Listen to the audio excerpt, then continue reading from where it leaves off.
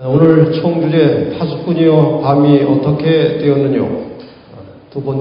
세 번째 시간입니다. 두 번째 날이고 세 번째 시간입니다. 제목은 여자의 후손의 남은 자손입니다.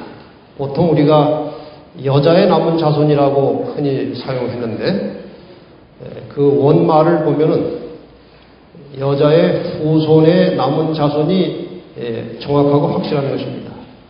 그래서 왜 여자의 후손의 남은 자손인지는 나중 마지막 부분에 나오게 될 것입니다. 에레미야 31장 7절에 보면은 나 여호와가 이같이 말하노라 너희는 야곱을 위하여 기뻐 노래하며 만국의 머리된 자를 위하여 외쳐 전파하며 찬양하며 이르기를 여호와여 주의 백성 이스라엘의 남은 자를 구원하소서. 남은 자를 어떻게 하라고요? 구원하소서. 로마서 9장 27절에 보면 또 이사야가 이스라엘에 관하여 외치되 이스라엘의 못 자손의 수가 비록 바다의 모래 같을지라도 남은 자만 무엇을 얻겠다고요? 구원을 얻겠다.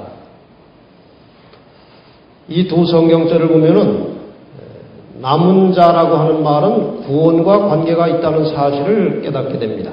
남은 자는 구원과 관련이 있는 단어입니다. 창세기 7장 23절에 보면은 노아 홍수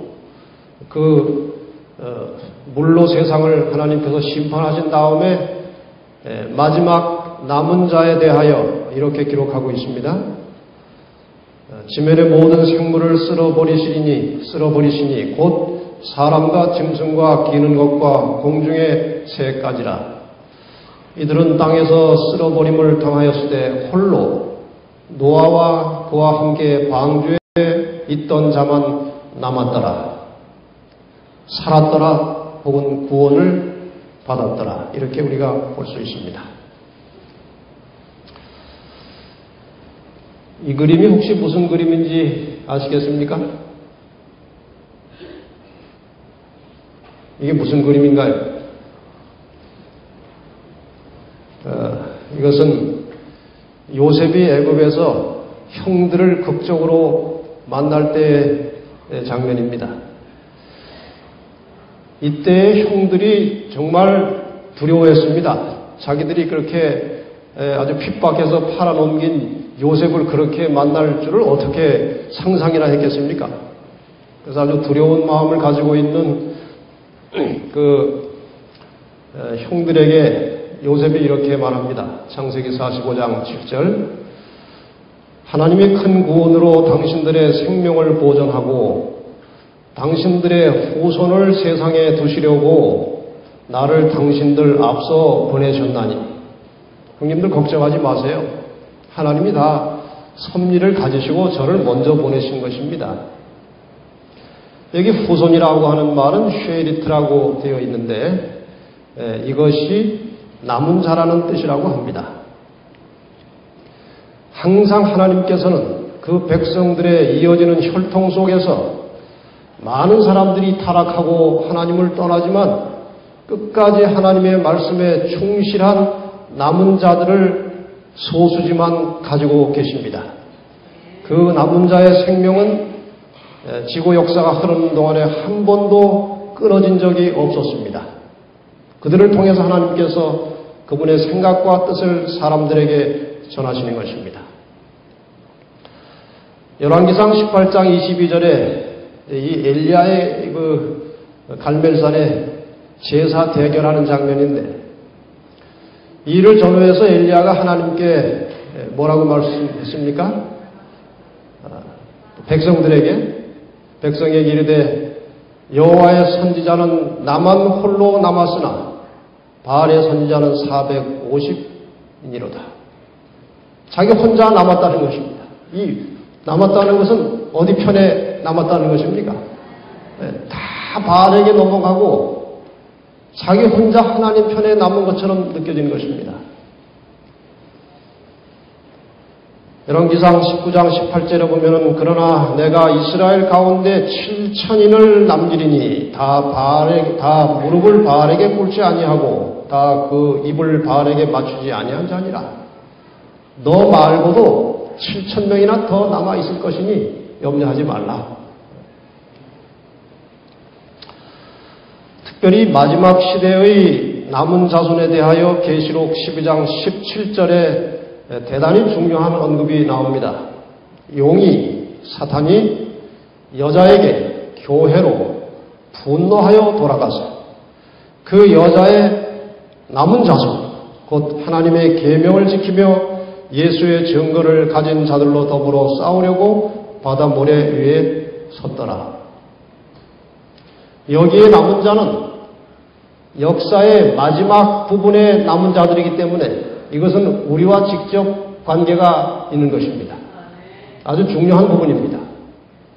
오늘 이 계시록 12장 17절에 기록된 이 여자의 남은 자손이 어떻게 만들어졌는지, 그들의 사명과 책임이 무엇인지 이 문제를 좀 공부하게 되겠습니다. 성경 전체를 통해서 나타나는 남은 자손들의 공통점이 있습니다. 그들은 항상, 남은 자들은 하나님 편에 견고하게 서 있던 사람들입니다. 그 다음에 남은 자손들은 항상 하나님의 법, 하나님의 말씀을 존중하는 사람들이었습니다. 그리고 남은 자들은 늘 하나님의 말씀을 존중할 뿐만 아니라 그 말씀에 즐겁게 순종하며 살던 사람들이었습니다. 그리고 남은 자들은 목숨이 위협을 받아도 진리 편에 서 있던 사람들이었습니다. 그러므로 이 역사의 마지막에 남은 자손들은 목숨의 위협이 틀림없이 올 것인데 그 목숨을 걸고서라도 진리의 편에 굳게 설 수 있는 사람들만이 마지막 순간까지 남은 자손으로 존재하게 되는 것입니다. 다섯 번째로 이 남은 자들은 언제나 깨달은 바 하나님의 말씀, 하나님의 뜻을 사람들에게 전파하며 살았던 사람들입니다. 그리고 늘 주변 사람들을 사랑하고 존중하며 섬기며 살던 사람들이었고, 역시 역사의 마지막에 남은 자손들도 이러한 마음과 정신으로 살아야 한다는 것입니다. 그리고 일곱 번째로 하나님을 절대 신뢰하고 의지하고 살던 사람들이었습니다. 이것이 남은 자들의 공통적인 모습입니다. 자, 그러면은 여자의 후손의 남은 자손이라고 하는 말을 이해하려면 여자의 후손이라고 하는 낱말이 처음 나오는 창세기 3장 15절을 다시 돌아가 봐야 하는 것입니다. 지난 시간에 창세기 3장 15절을 꽤 상세하게 공부를 이미 했기 때문에 설명은 드리지 않겠습니다. 다시 한번 그 여자의 후손이라고 하는 낱말을 여기서 확인해 보려고 하는 것입니다. 내가 너로 여자와 원수가 되게 하고 이 사탄, 뱀과 교회가 원수가 될 것이고 너의 후손도 여자의 후손과 원수가 되게 하리니 여자의 후손은 내 머리를 상하게 할 것이요 너는 그의 발꿈치를 상하게 할 것이니라. 치열한 전쟁이 이제 예고된 것입니다. 이 땅에서 사탄의 일을 하는 자들이 여자의 후손 예수 그리스도를 아주 집요하게 공격하고 싸우게 될 것인데 이 세상의 세력들이 사탄의 충동을 받아서 그 여자의 후손의 발꿈치를 상하게 할 것이고 여자의 후손은 마침내 그 사탄의 뱀의 머리를 상하게 할 것이라 그런 예언입니다. 여기 주인공들을 잘 보시면 여자가 나오고 사탄 뱀이 나오고 그 다음에 여자의 후손 아이가 나옵니다. 근데 창세기 3장 15절이 요한계시록 12장으로 넘어가면 거기에 아주 생생한 현장이 나옵니다. 계시록 12장 1절에 보면은 하늘에 큰 이적이 보이니 해를 입은 한 여자가 있는데, 여기 여자가 나오죠? 이게 창세기 3장 15절의 여자입니다. 그 발에는 달이 있고 그 머리에는 12별의 면류관을 썼더라. 이 여자가 아이를 베어 해산하게 되매 아파서 애써 부르짖더라. 이것은 지금 창세기 3장 15절에 예언된 여자의 후손, 그 아들이 출생하려고 하는 장면입니다. 그렇죠? 그러니까 창세기 3장 15절을 제대로 이해하지 못하면 계시록 12장이 풀리지 않게 되어 있어요. 그럼 여기에 이제 여자와 아이가 나오는데, 그 다음에 2절에 보면은 반대편이 나옵니다. 하늘에 또 다른 이적이 보이니 보라 한 큰 붉은 용이 있어 머리가 7이요 뿔이 10이라. 그 여러 머리에 7 면류관이 있는데 그 꼬리가 하늘 별 3분의 1을 끌어다가 땅에 던지더라. 용이 해산하려는 여자 앞에서 그가 해산하면 그 아이를 삼키고자 하더니, 여기 창세기 3장 15절에 주인공 셋이 한꺼번에 등장합니다. 용이 나오죠? 여자가 나오죠? 여자의 후손 아이가 나옵니다. 그래서 계시록 12장을 잘 살펴서 연구하면 그 용과 아이와 여자 사이에 일어나고 있는 치열한 전쟁의 장면이 계시록 12장에 아주 상세하게 기록되어 있는 것입니다. 그래서 우리는 계시록 12장을 통해서 창세로부터 시작된 선악의 싸움의 그 역사, 이 마지막까지의 역사를 계시록 12장을 통해서 보게 되는 것입니다. 계시록 12장을 보면은 이 선악 간의 싸움이 네 번으로 분류되어 있음을 우리는 발견하게 됩니다. 그러니까 선악의 싸움이 이제 큰 싸움으로 네 단계로 일어난다는 것이고, 우리가 지난 시간에 그 네 단계 싸움이 어떻게 일어났는지 도표를 통해서 이미 확인을 했습니다. 이 네 성경절은 반드시 양편이 나옵니다. 싸우려면 두 편이 있어야 되지 않습니까? 양편이 나오고 싸운다는 말과 관계된 단어가 반드시 나옵니다. 계시록 12장 7절로 9절에 보면은 하늘에 무엇이 있었다고 그랬습니까? 전쟁이 있었다고 그랬고, 그 양편은 미가엘과 용으로 나오고 싸웠다는 말이 나옵니다. 지금 이것을 상세하게 지금 설명할 수 있는 시간이 아니기 때문에 개념만 일단 들으시고 넘어가겠습니다. 두 번째는 계시록 12장 4절과 5절인데, 용이 해산하려는 여자 앞에서 그가 해산하면 그 아이를 삼키고자 하더니, 여기 또 용이 나오고 아이가 나오고 삼키려고 했다는 것은 싸운다는 것이죠. 이렇게 해서 또 이 두 번째 싸움의 양상이 설명되어 있습니다.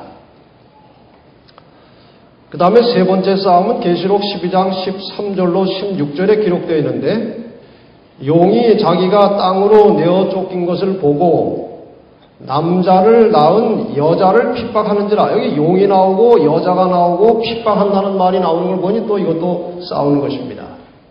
이것이 세 번째 싸움으로 되어 있습니다.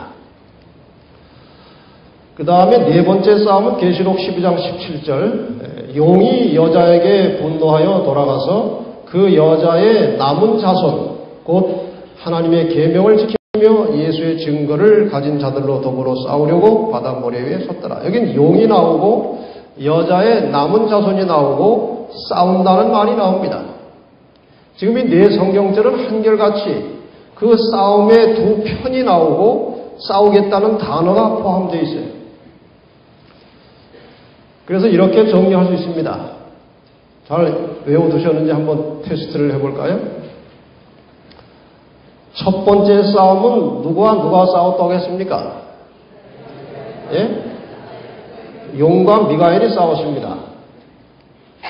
두 번째 싸움은 용과 아이가 싸웠습니다. 예수 그리스도이십니다.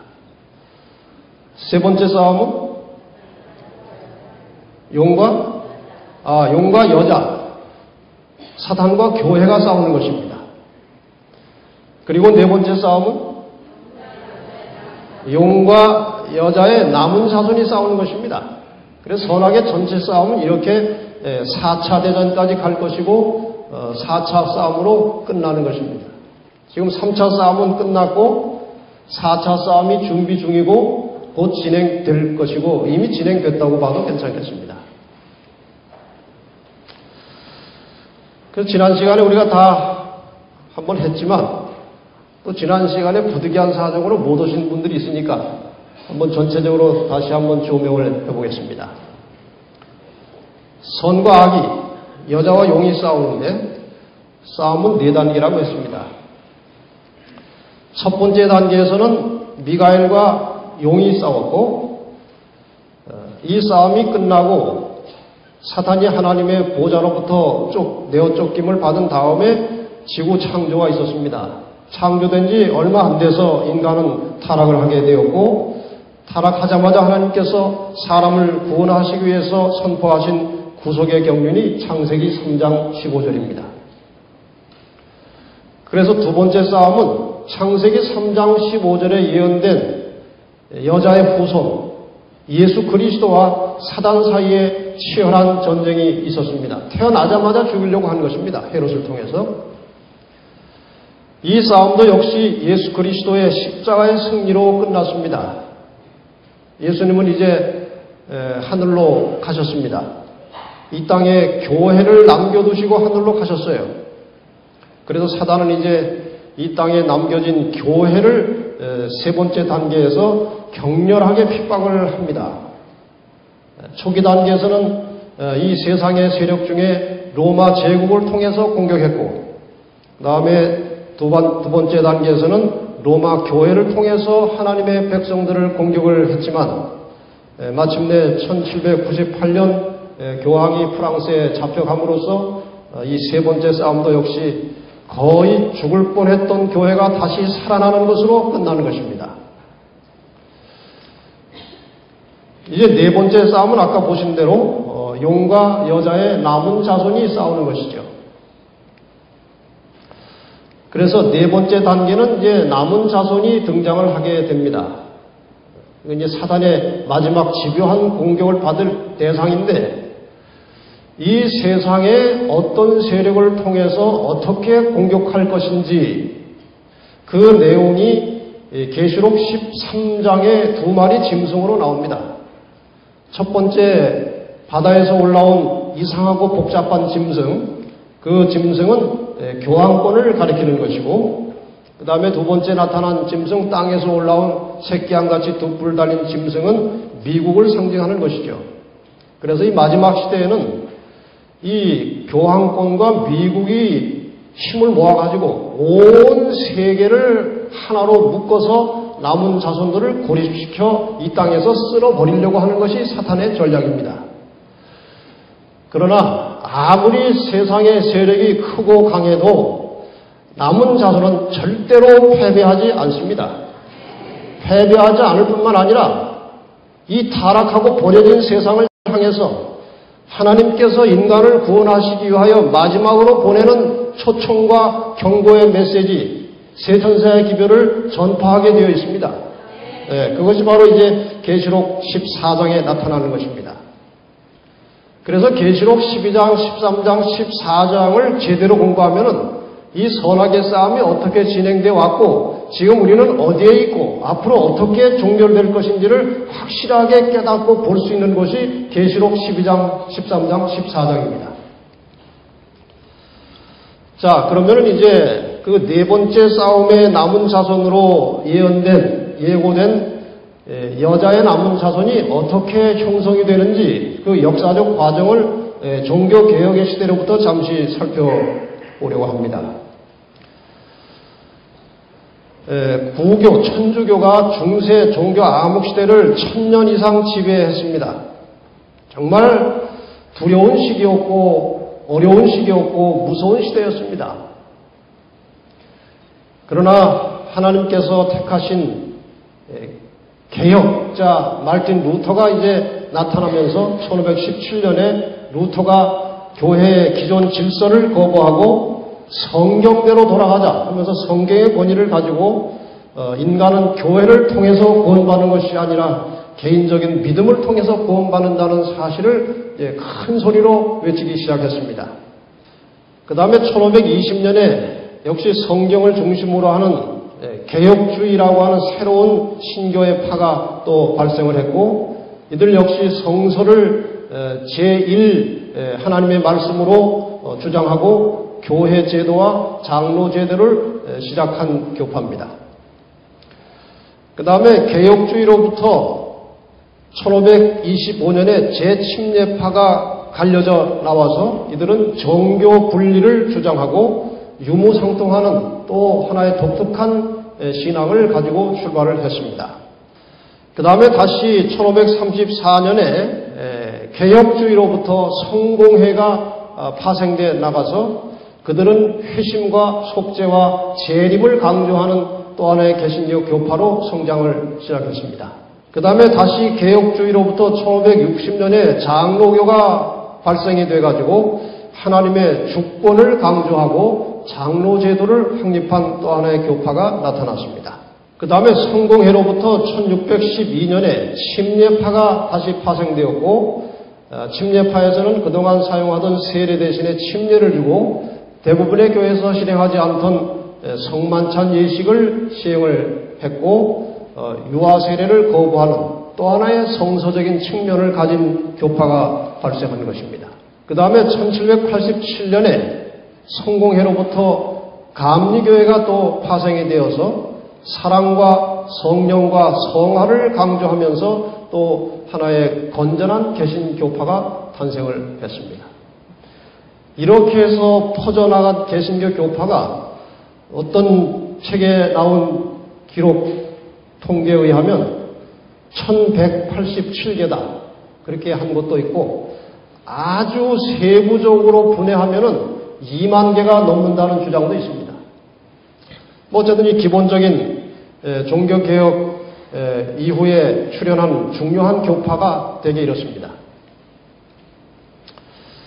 이게 잘 된 겁니까? 잘 못 된 겁니까? 지금 이렇게 성경을 가지고 여러 가지 성경의 진리가 밝혀져 나간 이 과정이 잘 된 겁니까? 잘 못 된 겁니까? 잘 됐습니까? 네. 잘 되기도 했고 잘못되기도 했습니다.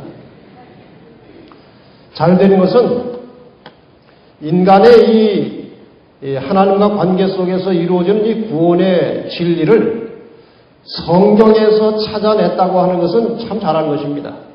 그건 잘한 것입니다.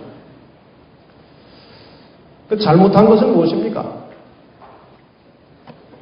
없습니까? 성경이 하나이기 때문에 하나의 교파로 발전을 해 나가야 되는 것입니다. 근데 하나의 성경을 가지고 성경의 여러 부분들을 각각 떼어서 여러 개의 교파로 나누어졌다는 것은 잘못한 것입니다. 그렇습니까? 이 각각의 교파들이 성경에서 찾아낸 이 진리와 교리들은 다 좋은 것들입니다. 그럼 이것은 하나의 큰 진리의 덩어리로 뭉쳐져야 되는 것이지, 이렇게 어떤 교회는 이 진리 가지고 있고 어떤 교회는 저 진리 가지고 이렇게 나눠 가지고 있으면 안 되죠. 다 모아져야 되는데, 이렇게 일단 나눠진 후에 이 모으기라는 것은 정말 쉽지 않은 일이었습니다. 자, 이제 종교개혁 이후에 역사를 잠깐 살피겠습니다. 1517년에 종교개혁이 있었고, 1620년에 유럽 쪽에서 계속해서 핍박이 심했기 때문에 청교도들이 사실 도망치다시피 이주해서 도착한 곳이 어디입니까? 미국입니다. 이 청교도들이 이제 출발하려고 할 때 이 청교도들이 영국에 있다가 1차적으로 네덜란드로 가서 피신해서 살다가 네덜란드에서 배를 타고 이주해 갔습니다. 그러니까 지금 네덜란드에서 큰 배를 하나 타고 청교도들이 출발하려고 할 때에 그 영적 지도자 중에 아주 훌륭한 인물이 하나 있었는데 존 로빈슨이라고 하는 사람이 같이 갈 수 없게 됐어요. 그래서 이제 떠나는 사람들을 향해서 지금 고별 설교를 하는 내용이 있는데 그 내용에 이런 규절이 나옵니다. 각시대 대쟁투 292페이지에 이 규절이 나옵니다. 나 개인으로서는 개신교의 상태에 대하여 탄식해 마지 않습니다. 그 교회는, 개신교회는 한때 신앙적이었지만 개혁운동을 일으킨 인물들 이상으로는 한 발걸음도 더 나가지 못한 형편입니다. 루터교도는 루터가 깨달은 것 이상은 더 깨닫지 못하였습니다. 칼빈파의 신도들 역시 모든 것을 다 깨달았다고 할 수 없고 그 사람이 칼빈이 남긴 것을 그대로 고수하고 있을 뿐입니다. 이것은 그러니까 개혁자들이 발전시켜 놓은 진리, 교리 그 이상 더욱 발전되지 못한 것은 그 말이에요. 탄식할 수밖에 없는 불행입니다. 왜냐하면 비록 그들이 그 당시에는 밝게 비치는 빛이었지만 그들은 하나님의 거룩한 도리의 전부를 밝히 깨닫지는 못하였기 때문입니다. 그들이, 그 개혁자들이 오늘날 살아있다면 그들은 분명히 저희가 처음에 받은 빛 이상의 빛을 받고자 갈망할 것입니다. 이 존 라빈슨이라고 하는 이 지도자는 그 당시 개신교 상태에 대하여 아주 정확하게 지적을 하고 있는 것입니다.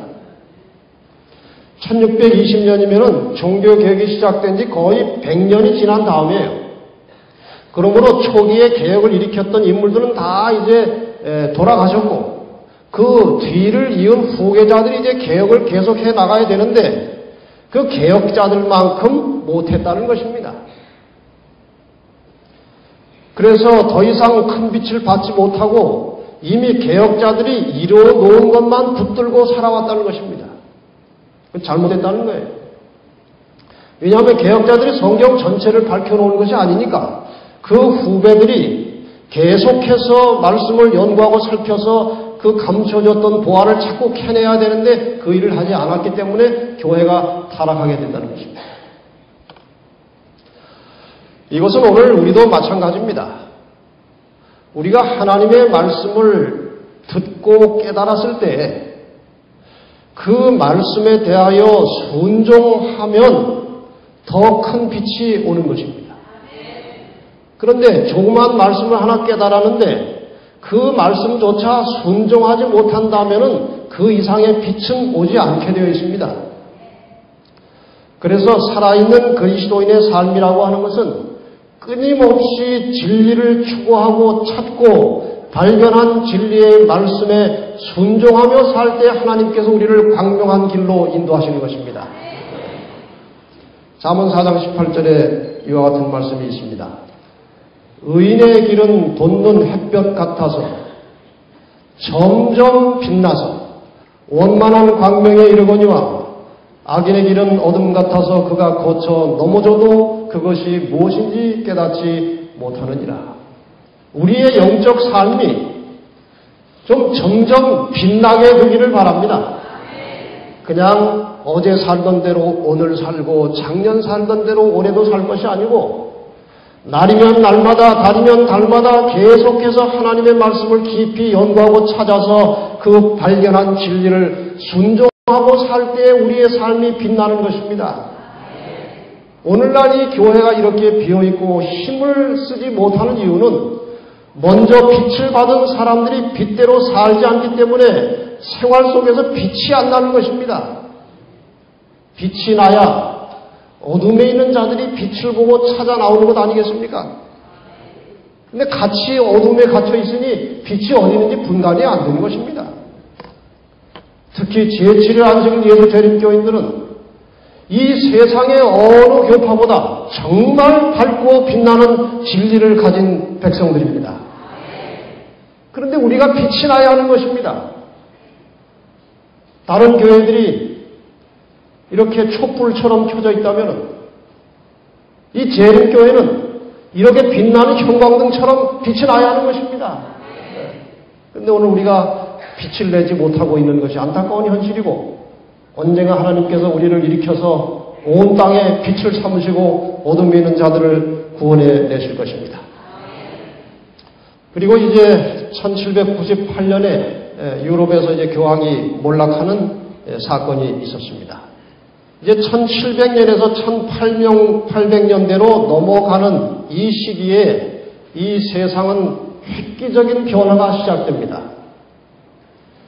다시 말하면 이 세상에서 사용하는 이 아주 문명의 중요한 도구들이 뭐 자동차나 배나 뭐 인쇄기나 이런 모든 것들이 1800년대로부터 발명이 되기 시작하는 것입니다. 암흑 시대를 넘어서 이제 개화 시대가 열리는 것입니다. 그래서 그동안 암흑 시대 동안에 성경의 모든 말씀을 감춰놓고 파묻어놓고 성경을 평신도들은 보지도 못한 시대가 있었는데 이제 교황이 몰락하면서 성경이 펼쳐지고 많은 사람들이 성경을 자유롭게 볼 수 있게 되었고 특히 영국 성서공회가 만들어지면서 성경이 대량으로 인쇄되어서 많은 사람들이 쉽게 성경을 보게 되었어요. 이제 성경을 사람들이 펼쳐보니까 특히 신약 성경은 대부분 재림에 관한 말씀이 나오는 것입니다. 그제서야 사람들은 예수 그리스도의 재림에 대하여 눈을 뜨기 시작했습니다. 그 중에서 예언과 관련해서 가장 집중적으로 그리스도의 재림에 관심을 두고 성경을 연구한 사람이 윌리엄 밀러라는 사람이었습니다. 그는 원래 침례교회 교인이었습니다. 그 사람이 1816년에 집중적으로 성경 다니엘서와 계시록을 연구하기 시작했습니다. 특별히 다니엘서를 아주 집중적으로 연구한 결과 다니엘 8장 9장에 나오는 2300주야를 풀면서 이 사람은 정말 기절할 정도로 놀랐습니다. 그 계산을 다 해보니까 예수님께서 1843년에 오시도록 계산이 나오는 것입니다. 나중에는 계산이 조금 잘못돼가지고 44년으로 옮겼습니다만 어쨌든 그 어간에 예수님께서 오신다는 사실을 발견하는 것이 1818년입니다. 윌리엄 밀러가 이 사실을 깨달은 다음에 계속해서 그 양심의 소리가 들리는 것입니다.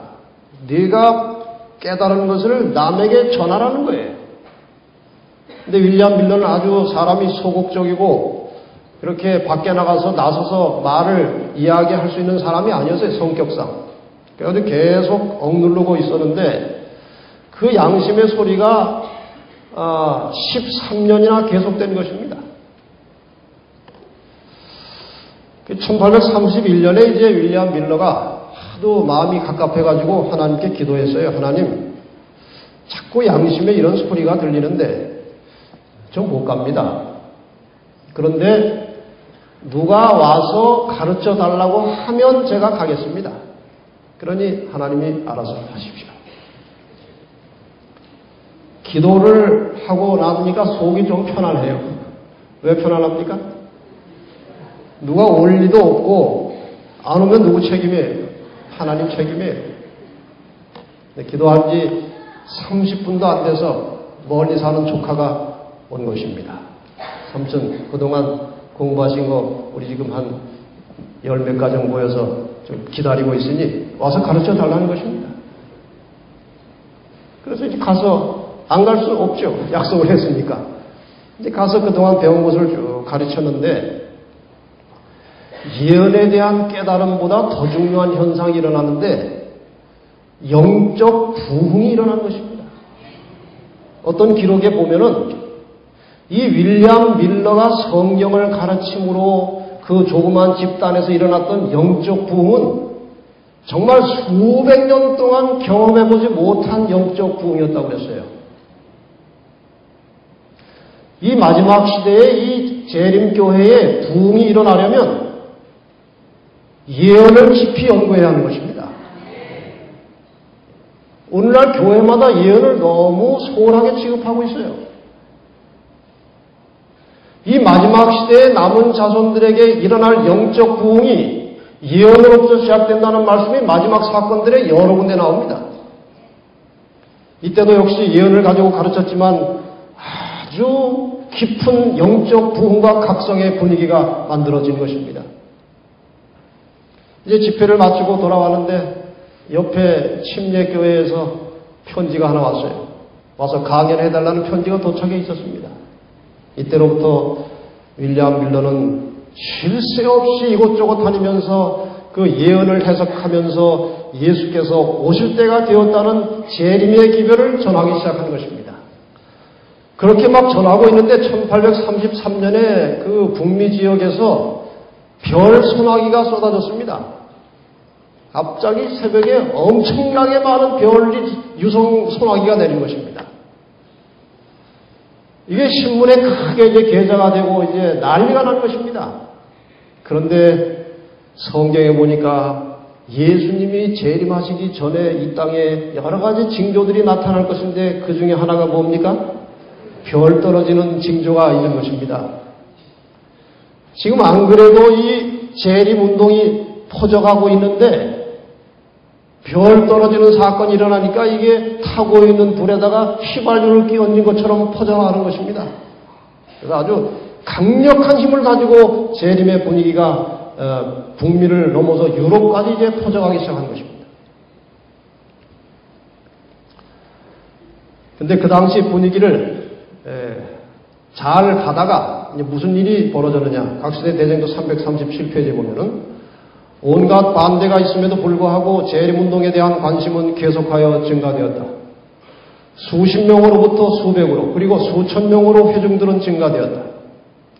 여러 교회로부터 찬동자들의 수가 크게 증가되었으나 얼마 후에는 그 개심자들에 대한 반대의 정신이 나타났으며 마침내는 밀러의 견해를 받아들이는 자를 징계 처분하는 일이 각 교회에서 시작되었다. 이제 재림운동에 가담한 사람들을 교회에서 어떻게 했습니까? 출교시켰습니다. 물론 많은 목회자들 중에도 재림운동에 가담한 사람이 있었습니다만은 일반적으로 교회에서는 재림운동에 가담한 사람들을 출교시켰어요. 그러니까 예를 들면 이렇게 상상하시면 됩니다. 각 교회로부터 예수 그리스도의 재림에 관해서 관심을 가지고 기다리던 사람들이 출교당해서 쫓겨난 것입니다. 각각의 교파로부터. 이거보다 더 많은 교파들이 교인들을 다 축출했습니다. 쫓아냈습니다. 이제 교회를 떠난 교회로부터 제명처분을 받은 이 사람들이 하나의 무리가 되어서 거대한 물결처럼 재림운동을 하고 있는 것입니다. 근데 날짜가 정해져 있었습니다. 뭐 그 과정이 상당히 복잡합니다만은 언제로 정해져 있었습니까? 1844년 10월 22일. 10월 22일은 유대력으로 7월 10일 대속죄일에 해당하는 날입니다. 그것을 이제 현대 달력으로 이제 적용했을 경우에 10월 20일이 나오는 것입니다. 근데 1844년 10월 20일이 됐는데 아무 일이 일어나지 않아요. 어제 떴던 태양과 똑같은 해가 또 올라오는 것입니다. 해가 중천으로 지나가는데 아무런 나팔 소리도 안 나는 것입니다. 아주 기분이 조금씩 이상해지기 시작합니다. 이게 어떻게 된 것일까? 그날 밤이 됐는데 안 오시는 거예요. 성경을 들춰보니까 마태복음 25장에 신랑이 좀 늦게 왔어요. 밤 늦게 오실 모양이다. 그 하루가 끝나는 12시가 지났지만 아무 일도 일어나지 않았습니다.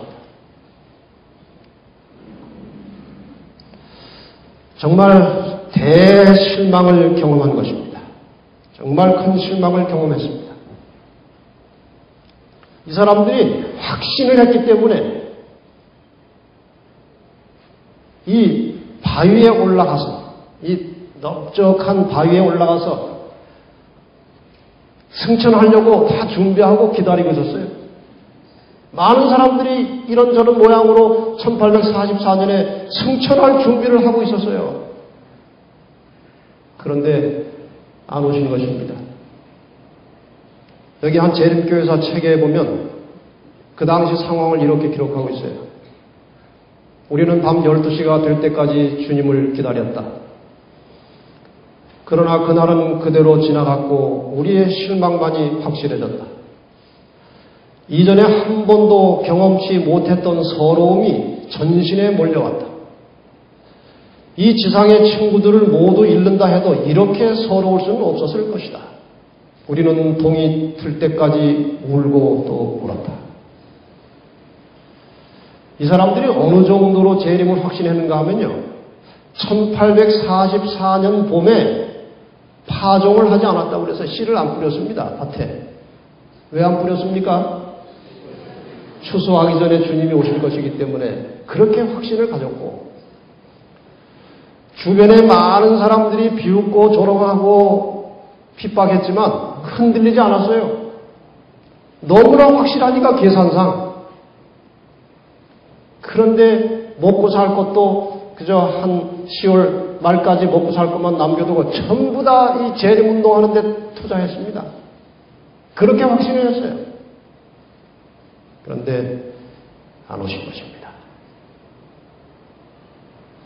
그래서 대부분의 사람들이 이제 실망해서 떠나버렸습니다. 떠나버렸는데 떠나지 않은 사람들이 남아 있었어요. 그들이 남은 자손이 되는 것입니다. 예수님의 재림이라고 하는 사건을 기다리던 사람들은 그 사건이 일어나지 않았기 때문에 떠나갔습니다. 그러나 예수님을 사랑하고 자기들이 사랑하는 예수님이 분명히 올 것이라고 예수를 사랑하는 마음으로 예수를 기다리던 사람들은 그 사건은 일어나지 않았지만 그분은 분명히 올 것이기 때문에 물러가지 않고 다시 성경을 찾아보기 시작한 것입니다. 그래서 다시 말하면 쭉정이들이 다 물러가고 소수의 알곡이 남은 것입니다. 1844년 대실망으로 일단 끝이 난 것처럼 보였습니다. 그런데 그렇게 실망할 것까지 성경에 예언이 되어 있었던 것입니다. 계시록 10장 8절로 10절에 보면은 하늘에서 나서 내게 들리던 음성이 또 내게 말하여 가로되 내가 가서 바다와 땅을 밟고 섰는 천사의 손에 펴놓인 책을 가지라 하기로 내가 천사에게 나아가 작은 책을 달라 한즉 이 작은 책은 이 저는 문맥을 잘 연구하면 다니엘서 책을 말합니다. 얄팍한 예언서, 작은 책 다니엘서를 말하는 것입니다. 달라 한즉 천사가 가로되 갖다 먹어버리라. 내 배는 쓰나 내 입에는 꿀같이 달리라 하거늘 내가 천사의 손에서 작은 책을 갖다 먹어버리니 그 다니엘의 예언을 해석해 보니 그 말입니다. 내 입에는 꿀같이 다나 먹은 후에 내 배에서는 쓰게 되더라. 이 다니엘서를 통해서 2300절을 공부해서 예수님의 재림을 확신했을 때는 꿀같이 단맛이었습니다. 그러나 쓴맛을 보게 되었는데 그 자기들이 계산한 연대에 1844년 10월 20일에 예수님이 오지 않으므로 정말 쓴맛을 보게 된 것입니다.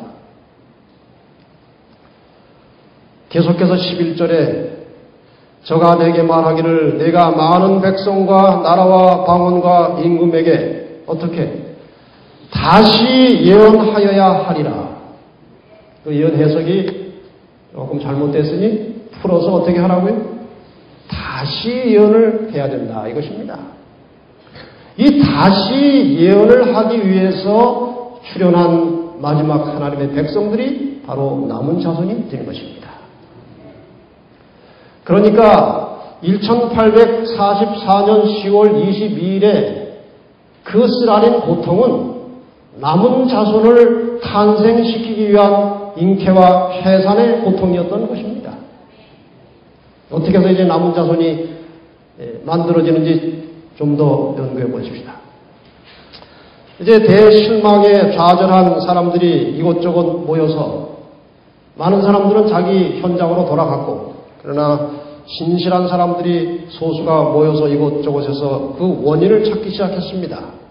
교회사책 53쪽에 보면 하이람 에드손이라고 하는 아주 신실한 지도자가 이런 경험을 하게 됩니다.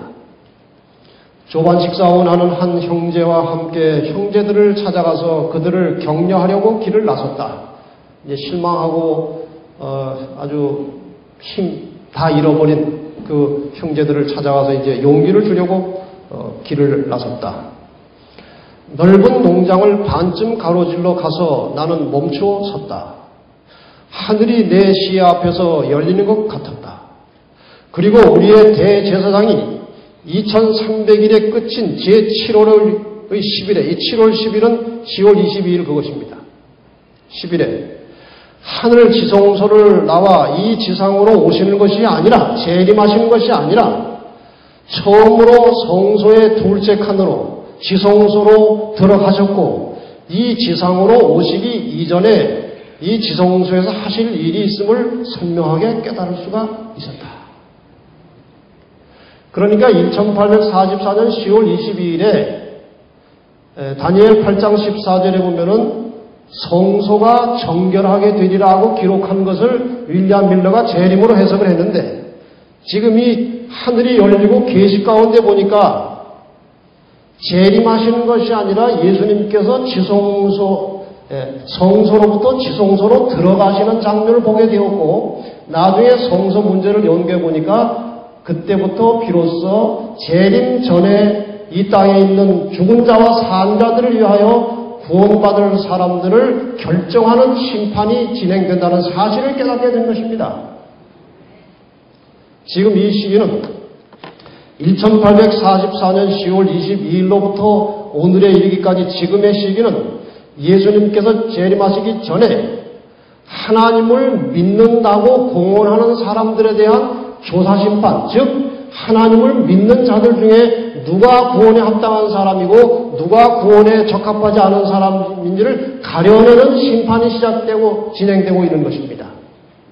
악인에 대한 심판은 하늘에서 구원받은 성도들이 1000년 동안 할 일이고, 지금은 예수를 믿는 자들에 대한 심판이 진행되고 있다는 사실을 이제 깨닫게 된 것입니다.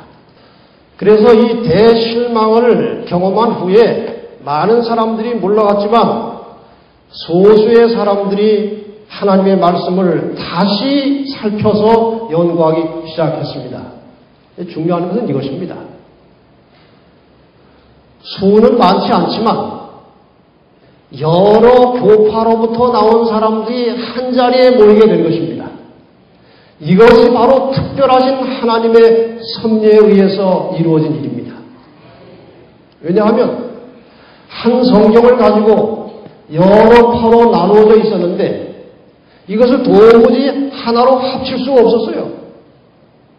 그런데 이 1844년의 대실망을 통해서 여러 교파들로부터 각기 다른 사람들이 소수지만 한 자리에 모여서 같이 성경을 연구하기 시작한 것입니다. 이것이 대단히 중요한 역사입니다. 이 대실망 이후에 성경 연구에 참석했던 중요한 인물들, 조수아 하임스라는 사람은 감리교회 목사였고, 사무엘 스노우라는 사람이 회중교회 평신도였고, 조셉 베이츠는 크리스찬 교회인데 직업이 선장이었고, 찰스 피치는 장로교회 목사였고, 하이람 에드슨은 감리교회 목사였고, 제임스 화이트는 크리스찬 커넥션 교회 목사였고, 토마스 프레블이라는 사람은 침례교회 목사였고, 엘렌 화이트는 감리교회 평신도였습니다. 엘렌 화이트는 이때 나온 사람이에요. 레첼 프레스톤이라는 사람은 제7일 침례교회 평신도 여성이었습니다. 그 다음에 조시아 리치는 감리교회 목사였고, 이 외에도 성공회, 로터교, 청교도 여러 교단의 목사들과 평신도들이 한자리에 모여서 진지하게 성경을 연구한 것입니다. 대총회 가면 이 사진이 복도에 걸려 있어요. 이건 이제 그 당시 성경을 연구하던 사람들을 상상해서 그려놓은 것입니다. 이런 분위기예요. 여기 도표 그려놓고 이제 공부하지 않습니까? 여기에서 일어난 일이 무엇인가? 각 교파가 가지고 있던 성서적 교리를 다 내놓은 것입니다. 여러 사람이 같이 그것을 공부해서 그것이 성서적으로 확증이 되면은 다 받아들였습니다. 그래서 이 교파, 저 교파가 가지고 있던 성서적 교리가 하나로 모아지게 되었다는 것입니다.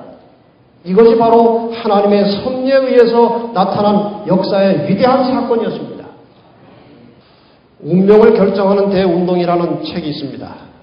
그것이 이제 재림 운동의 역사와 함께 지금까지 이제 이 교회 역사를 설명하는 것인데요. 94페이지에 예언적 시계가 그 시각을 울렸다. 그 시간이 되자 하나님의 부르심을 받은 사람들이 지금 세상에 관련된 특별한 진리들, 말세를 위한 하나님의 참된 교회와 기별의 발전과 출현에 관한 기본적인 진리들을 찾아내어 선포하도록 강권함을 받았다. 이 사람들의 그 마음속에 진리를 다 찾아내라고 하는 그런 강력한 마음속에 그 감동이 왔다는 것입니다. 이 진지한 연구가들은 비유로 말하자면 잃어버린 기본적인 진리들을 감추인 보화를 캐듯이 부지런히 찾는 사람들이었다. 이 목적을 위하여 저들은 성서의 밭을 빗질하여 오랫동안 짓밟히고 묻혀서 완전히 잊어버렸던 보화를 찾아냈다. 그리하여 저들은 실망당하지 않았다. 1844년 10월 20일에 대실망으로 좌절했었지만 그들이 다시 모여서 하나님의 말씀을 진지하게 연구하면서 점점 밝은 빛을 발견하기 시작한 것입니다. 그래서 각 교파가 가지고 있던 성서적 교리와 진리가 다 하나로 모아지게 된 것입니다. 다시 정리하면 이런 것입니다. 루터파가 이제 재림운동에 가담했고, 감리교회도 가담했고, 성공회, 제7일 침례교, 장로교, 개혁주의, 침례파, 여러 재침례파, 여러 다양한 개신교파의 성도들이 교회에서 출교당해가지고 이렇게 재림운동을 한 것입니다. 1844년에 대실망을 했지만 그들이 다시 성경을 연구해서 저들이 가지고 있던 모든 성경의 진리와 교리를 하나로 모아가지고 제7일 안식일 예수 재림교회가 탄생한 것입니다. 그래서 드디어 1860년에 이들을 중심으로 제7일 안식일 예수 재림교회라고 하는 이름을 가지고 드디어 출발한 것이 바로 여러분과 제가 속해 있는 이 교회입니다. 천주교에서 나온 책 교부들의 신앙이라는 책에 보면은 이 안식일 교회를 비판한 그 부분이 있어요. 458페이지에. 제7일 재림교인 안식교회 교리를 보면 여러 교회의 교리를 한두 가지씩 따다가 잡채를 만들어 놓았다는 느낌을 준다. 가만히 생각해 보니까 그렇다. 우리는 잡채다.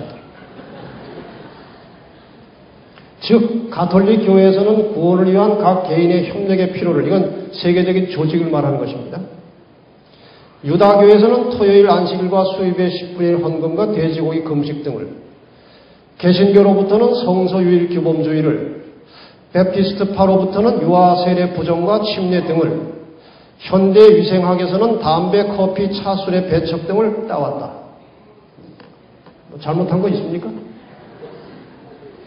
그래서 이 제7일 안식일 예수 재림교회는 출발 자체가 여러 교파의 교리 중에 성서적인 것만 다 모아가지고 출발했기 때문에 지금이라도 성서적으로 올바른 교리만 발견되면 어떤 교리라도 받을 수 있는 준비가 되어 있는 것입니다. 그래서 우리는 세례를 대부분의 교회가 주지만 침례가 없기 때문에 침례를 주는 것이고, 대부분의 교회들이 안식일을 안 지키고 일요일을 예배드리지만 성경에 보니까 안식일이 옳으니 안식일을 지키는 것이고, 성만찬 예식 보면 성서적으로 해야 되는 거니까 하는 것이고, 그래서 순수하게 성경대로 믿음을 가지고 살아가는 교회가 이 역사의 마지막 부분에 탄생했는데 그것이 바로 제7일 안식일 예수 재림교회인 것입니다. 어떤 침례교회 목사님 한 분이 이제 안식일 교회하고 연관이 되어서 안식일 교인으로 개종을 하고, 개종이라기보다 개혁이라고 하는 걸 좋아합니다. 그분들은 개종은 종교를 바꾸는 거니까 자기들 종교 바꾼 게 아니다. 신앙을 개혁한 것이다. 삼육대학에서 이제 신학 공부를 하게 됐어요. 몇 달 공부를 하더니 저에게 와서 이런 말을 하는 것입니다. 자기가 침례교회 목회를 하면서 성경하고 맞지 않는 것이 자꾸 여러 가지가 나와가지고 왜 개신교회가 오직 성경으로 간다고 출발했는데 왜 이럴까? 그래가지고 이 성경에 딱 맞는 교파를 다시 한번 만들고 싶다. 그런 마음을 가졌다는 것입니다. 그런데 안식일교회에 와서 신학을 공부해 보니까 그렇게 다시 만들 필요가 없더군요. 이 교회가 바로 그런 교회더군요.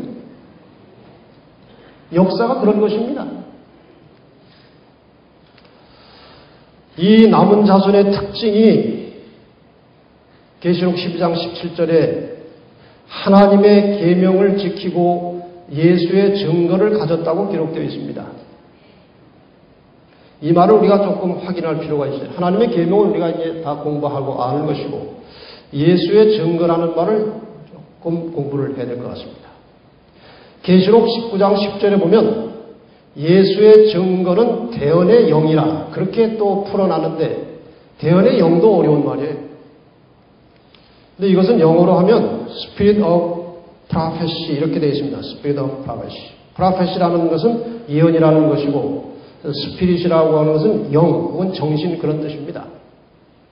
이 말의 핵심적인 단어는 스피릿이 아니고 프라페시라는 것입니다. 예언이라는 것입니다.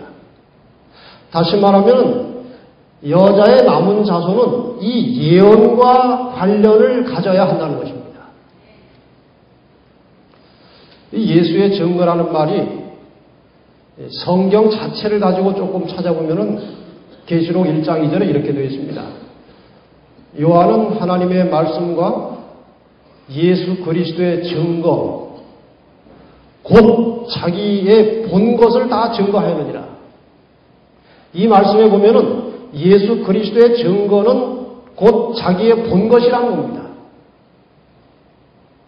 요한이 자기의 본 것을 기록해 놓은 것이 무슨 책입니까? 요한계시록입니다.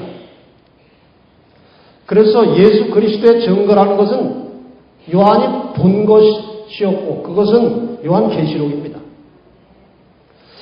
그래서 이걸 좀 우리가 포괄적으로 해석할 필요가 있다는 생각이 드는 것입니다. 예수 그리스도의 증거, 예수의 증거는 요한계시록이고 요한계시록은 다니엘서 없이 풀 수가 없어요. 다니엘 7장을 모르면 계시록 13장을 풀 수가 없는 것입니다. 그래서 요한계시록과 다니엘서, 즉 예언서를 말하는 것이고 이 예언서를 우리가 좀 더 확실하게 확증하고 그 다음에 나머지 세상의 예언들에 대한 예언들을 역사를 아주 상세하게 깨달을 수 있는 책이 바로 예언의 신입니다. 그래서 이 예언과 관련된 예언서와 예언의 신 전체를 가리켜서 우리는 예수의 증거라 이렇게 포괄적으로 설명할 수 있을 것입니다. 결국 남은 자손의 특징과 사명 이렇게 분류할 수가 있을 것 같아서 이렇게 좀 나눠봤습니다. 남은 자손의 특징은 계명을 존중하여 준수하는 것이고 남은 자손의 사명은 예언의 진리를 전파하는 것입니다. 계명을 깊이 들어가서 중심에 가면 안식일이 나오는 것이고 모든 예언의 마지막 결론은 재림으로 맞춰져 있습니다. 그래서 이 남은 자손의 특징과 사명을 합쳐놓은 이름이 제7일 안식일 예수 재림교회입니다. 여러분 이 이름에 대해서 정말 당당하게 자부심을 가지시기 바랍니다. 누가 이단이라고 해도 상관없어요. 하나님이 알아주시면 되는 것 아닙니까? 그래서 어느 교회 다니냐고 물어보면 뭐 기독교 중에 하나인데 아마 잘 모르실 겁니다. 뭐 이렇게 구차스럽고 공색하게 대답하지 말고 아주 당당하고 떳떳하게 제7일 안식일 예수 재림교회라고 12자를 다 하세요. 그래야 설명할 기회가 오는 것입니다. 아니 왜 이름이 그렇게 길고 복잡합니까? 우리는 이러이러한 이유에서 제7일 안식일을 지키고 이러한 성경의 확증을 가지고 재림을 기다린다고 말하면 그것이 일단 세천세의 기별을 전하는 것입니다. 얼마나 자랑스러운 이름이에요.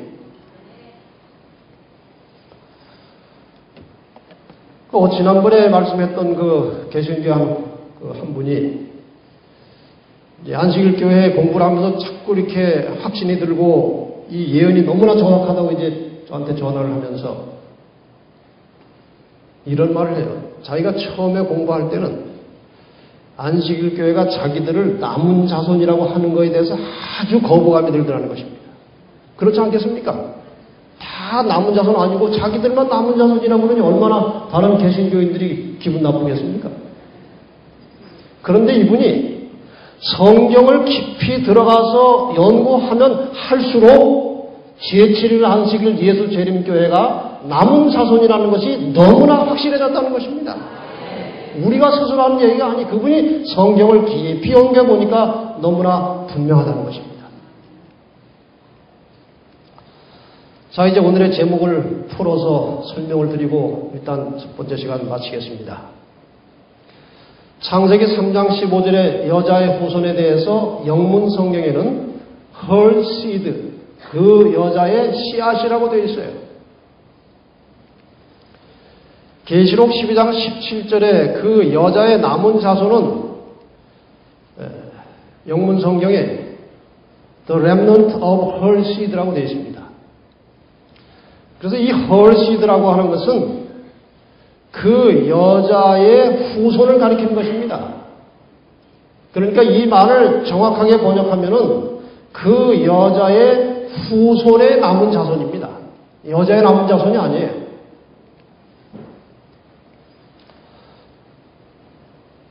여자의 후손과 여자의 남은 자손. 이 단어는 킹 제임스 버전이라는 영문 성경에 나오는 것입니다. 타락 후에 구약의 역사가 시작되는데 이 구약은 여자의 후손으로 끝납니다. 신약이 다시 시작되면서 이 신약이 끝은 여자의 남은 자손으로 끝납니다. 그러니까 여자의 후손으로부터 여자의 남은 자손으로 하나의 혈맥이 흐르고 있는 것입니다. 그러므로 여자의 후손 예수 그리스도와 여자의 남은 자손은 틀림없이 공통점을 가져야 되는 것입니다. 같은 피가 흐르고 있는 거예요. 요한복음 15장 10절에 내가 아버지의 계명을 지켜 그의 사랑 안에 거하는 것 같이 너희도 내 계명을 지키면 내 사랑 안에 거하리라. 우리가 이 남은 자손의 특징에 대해서 설명할 때마다 계명을 강조하는데 이 계명을 강조하는 사람에게 가장 중요한 삶의 요소는 사랑이라는 것입니다. 예수님처럼 사랑을 품고 사랑을 할 때에 그 여자의 후손에 남은 자손이 되는 것입니다. 안식일에 교회 온다고 남은 자손이 되는 게 아니고 그 여자의 후손의 정신을 그대로 본받아 살 때에 남은 자손이 되는 것입니다. 씨앗이라고 하는 것은 말씀을 가리키는 것입니다. 말씀은 예수 그리스도이십니다. 여자의 남은 자손은 말씀의 증거를 가진 사람들이 하는 것이고 그 사람들이 바로 남은 자손이 되는 것인데 이 말씀을 가졌다는 증거가 사랑이라는 것입니다. 그래서 여자의 후손의 남은 자손은 여자의 후손의 정신, 사랑을 가지고 여자의 후손의 삶, 예수 그리스도의 삶을 본을 받아서 철저한 자기 희생, 예수님처럼 그리고 이타적인 모습으로 여자의 후손 예수님처럼 하나님 뜻대로 살면서 끊임없이 하나님의 뜻을 다른 사람들에게 전하면서 사람을 구원하는 백성들이 바로 여자의 후손의 남은 자손들입니다. 요한일서 4장 7절 8절에 보면은 사랑하는 자들아 우리가 서로 사랑하자. 사랑은 하나님께 속한 것이니 사랑하는 자마다 하나님께로 나서 하나님을 알고 사랑하지 아니하는 자는 하나님을 알지 못하나니 이는 하나님은 사랑이시라. 하나님은 생명의 근원이시고 하나님은 사랑의 원천이십니다. 그렇다면 생명과 사랑은 서로 통하는 것입니다. 여러분, 완전한 사랑 안에 거할 때 그 속에 완전한 생명과 영생이 있는 것입니다. 마지막 하늘에서 만날 사람들은 사랑의 정신을 가진 자들이 마침내 영생하는 것입니다. 오늘 우리가 신앙생활하면서 가장 집중적으로 자신을 살펴야 될 주제는 내가 과연 내 가족과 우리 교우들과 이웃을 사랑하고 사느냐 이것입니다. 내가 정말 참된 하나님의 백성인지 아닌지를 분간하는 가장 확실한 시금석은 내가 사람을 어떻게 대하고 사느냐에서 나타나는 것입니다. 아무쪼록 여자의 후손의 남은 자손으로서 우리 모든 재림 성도들은 여자의 후손처럼 사랑의 정신을 가지고 자기를 희생하고 다른 사람을 높이고 다른 사람을 도와주고 이타적인 그러한 정신으로 살면서 이 세상에 빛이 되어 어둠에 죽어가는 수많은 영혼들을 하나님께로 인도하시게 되기를 간절히 바랍니다. 이제 묵상하고 첫 번째 시간을 마친 후에 그 다음에 재림교회는 과연 이 마지막 유일한 진리교회인지 그것을 좀 검증하고 두 번째 시간을 공부하겠습니다. 묵상하고 마치겠습니다.